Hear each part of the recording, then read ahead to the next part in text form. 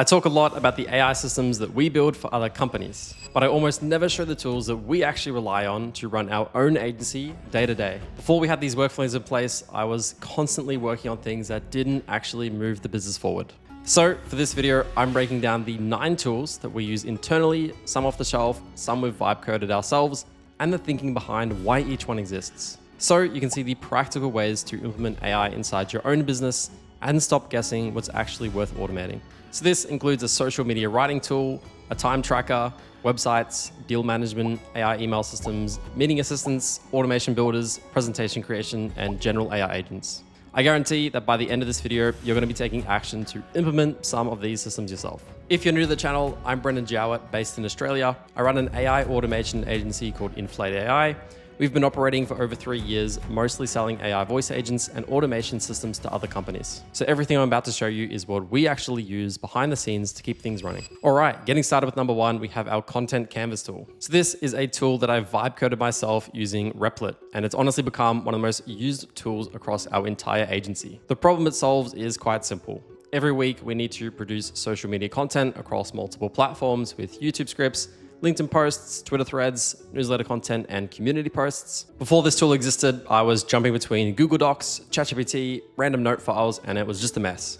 There was no central place to manage what content was being created, what stage it was at, or what had already been published. So I built the content canvas. It's essentially a content management dashboard where I can input a topic or a content brief, and it uses AI to help generate drafts for different platforms, all formatted to suit that specific platform. So if I wanted to turn a YouTube video script into a LinkedIn post, I'm not rewriting it from scratch. The tool obviously understands the format differences and adjusts the tone, the length, and that structure automatically. Now, I want to be clear, this doesn't write final ready content on its own. I still review and edit everything, but it cuts that initial drafting time down by probably 60 to 70%, which when you're producing content consistently adds up to hours saved every single week. If you're running any kind of agency or personal brand and you're producing content regularly, I'd highly recommend building something like this. You don't need to be a developer. Tools like Replit make it very accessible to build these kinds of internal tools, even if you've never written a line of code before. Number 2 is our time tracker, another tool that I actually built myself in Replit. Now this one might sound boring compared to some of the other tools on this list, but it's been incredibly practical for how we operate. The main reason I built this was to track hours from our virtual assistants and our developers. If you've ever used Upwork, you'll be familiar with how they handle time tracking. Contractors log their hours and you can see exactly how much time was spent on what. We wanted that same functionality, but for our own team without being locked into Upwork's platform. So the tool lets our VAs and developers clock in and out against specific projects and tasks. At the end of each week, I can pull up a clean dashboard that shows me exactly how many hours each person worked on, broken down by project. So this makes calculating developer payments super straightforward as well. Now, there are existing tools out there that do exactly this, but most of them cost anywhere between $50 to $100 per month, especially as you start adding more team members. And honestly, a lot of them come with features that we just didn't need, which added unnecessary complexity. So as we did vibe coding it in Replit, we avoided all of those ongoing costs. And more importantly, we actually built something that was more tailored exactly to how our agency works. There's no extra features getting in the way. There's no paying per seat. It's just a clean, simple tool that does exactly what we want it to. So this is a great example of where vibe coding really shines. You don't need to build the next big SaaS product. Sometimes the most valuable thing you can build is a small internal tool that saves you money every single month and just fits into your workflow. So for number 3, we have our websites. So we've built 2 websites using Replit once again, our main Inflate AI agency landing page and my personal website, brendonjowett.com. Both were previously on platforms like Framer and Webflow, which are great tools, but we found that vibe coding gave us some significant advantages. So the first is cost. So platforms like Framer and Webflow charge anywhere between $50 to $100 plus per month just to host your website. And that is before you start adding any premium features. So by moving to Replit, we cut that hosting down cost significantly. When you're running an agency and you've got multiple websites, the monthly fees add up quite fast, so eliminating them was an easy win. But honestly, the cost savings aren't even the biggest benefit for me here. What really changed for me was how much easier it was to make updates to the website. So for example, on Framer, making changes to the website often required a developer. If I wanted to update a section, swap out a case study, or restructure a page, wasn't always something I could just jump in and do myself quickly. But now I can literally just prompt the changes into existence. I describe what I want updated, and it gets it done in a few seconds. So a great example of this is A/B testing. On Framer, if you wanted to do A/B testing on headlines or page layouts, that was an additional feature that cost around about an extra $80 a month.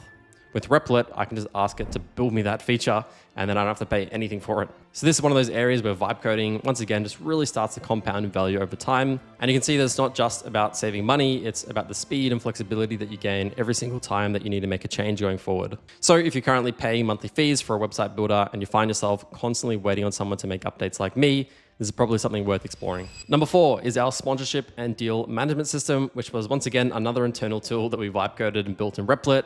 Once again, this is just something we do quite a lot. As the YouTube channel and community have grown, we've started working with sponsors, partners, and affiliates. And what I quickly realized is that managing these relationships in a spreadsheet or in my email inbox was just not going to scale. So I just built a very simple deal management dashboard. It tracks every sponsorship or partnership opportunity from the initial outreach that we do to contract signed, content delivered, and the payment received. Each of these deals has a status, a timeline, key contacts, deliverables, and any notes from our conversations. So the AI layer here helps out with a few different things. It drafts initial outreach responses when a potential sponsor reaches out, pulling in relevant data from our audience demographics, past sponsorship performance and pricing. And second, it sends me reminders when a deliverable is coming due or when a follow-up is needed, so nothing falls through the cracks. Before this existed, I genuinely lost track of conversations with potential partners just because things got buried in my inbox and that was just lost revenue. But now I can open up my dashboard, see exactly where every deal stands, and I know exactly what actually needs my attention. So this is obviously relevant even if you're not doing sponsorships. If you're running an agency, you probably have a sales pipeline, of course, and you need some way to manage it. It's going to be a very similar process. Number 5 is Shortwave, and this is the first off-the-shelf tool on the list. So Shortwave is an AI-powered email client, and it has genuinely changed how I handle email. If you're anything like me, email used to be one of my biggest time sinks in my day, not because individual emails are hard to write, but because we've got a lot of volume and that adds up. I've got to obviously switch context between different emails, reading, replying,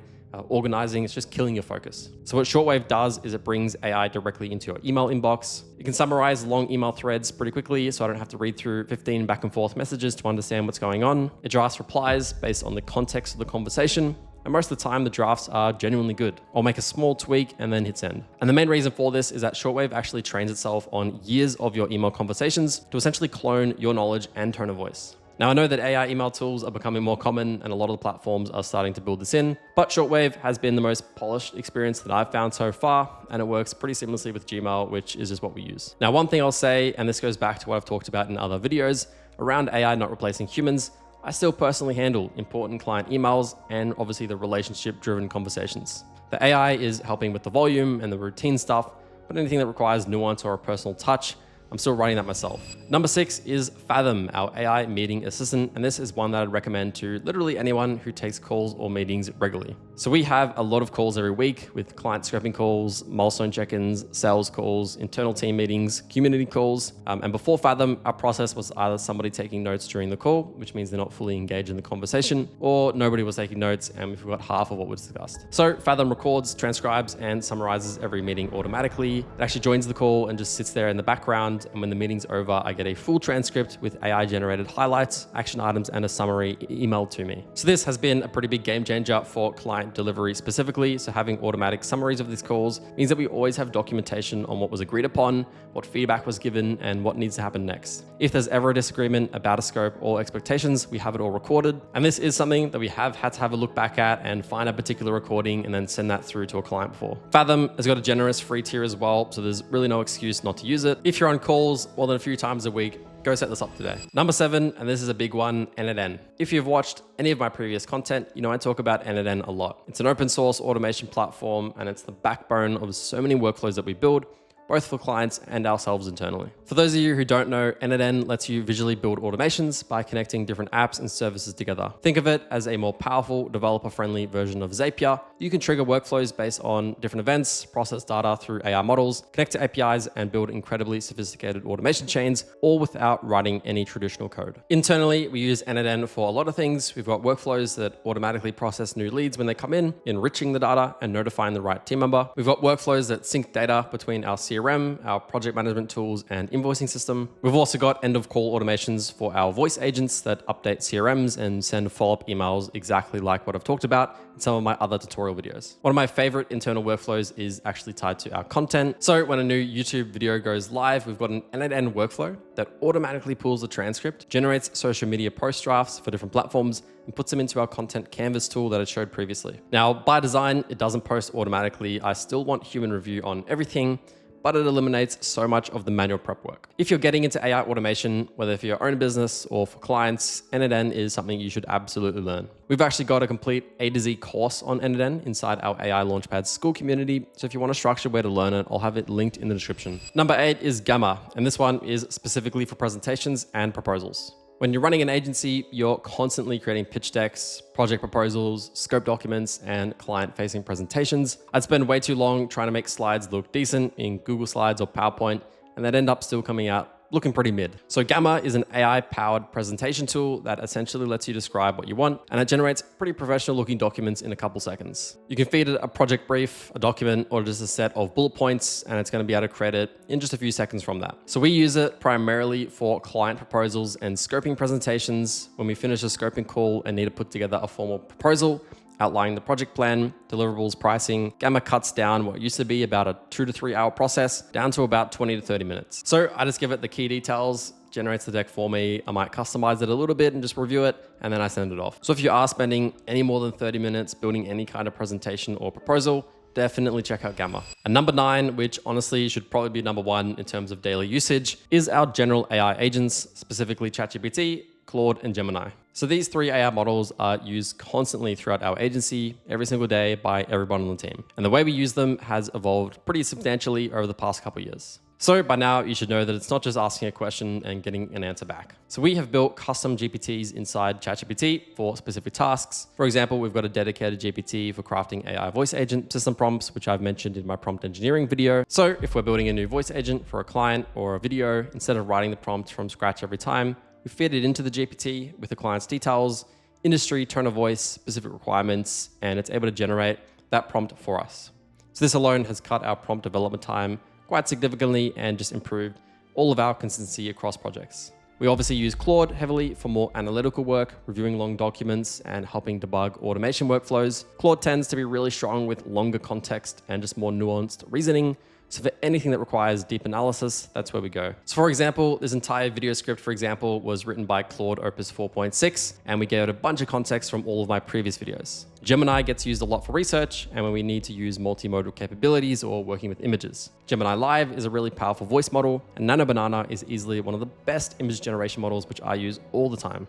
We've got a voice agent on my website, which is powered by Gemini Live, and practically all of my LinkedIn posts and YouTube posts are actually created by Nano Banana. The key insight here is that we don't just use one model for everything. Each has strengths, and knowing when to use which one really makes a difference in the quality and speed of the output. I'd also say that using these tools effectively comes down to how well you can prompt them. Everything I covered in my prompt engineering video through the persona, task, context, format framework, using examples, being specific, all of that applies to how we interact with these models day to day. So there you have it. Those are the 9 tools and systems we actually rely on every day to run our AI agency. You probably noticed a pattern that a lot of these tools we did actually build ourselves. And that's not because off-the-shelf tools don't exist. It's just because that when you understand your own workflows and pain points deeply enough, you can start to build something that fits perfectly into your workflow. You don't need to be a developer to do this. Tools like Replit have made vibe coding incredibly accessible, and I'd encourage you to at least experiment with building your own internal tools. But you probably noticed that we don't try to automate everything as well. We still try to handle our important emails. We still personally handle key client relationships. We still review every piece of content before it goes out. The AI is just handling the volume, the repetition, the tedious work, so that when we do step in, we can focus entirely on the things that actually move the needle.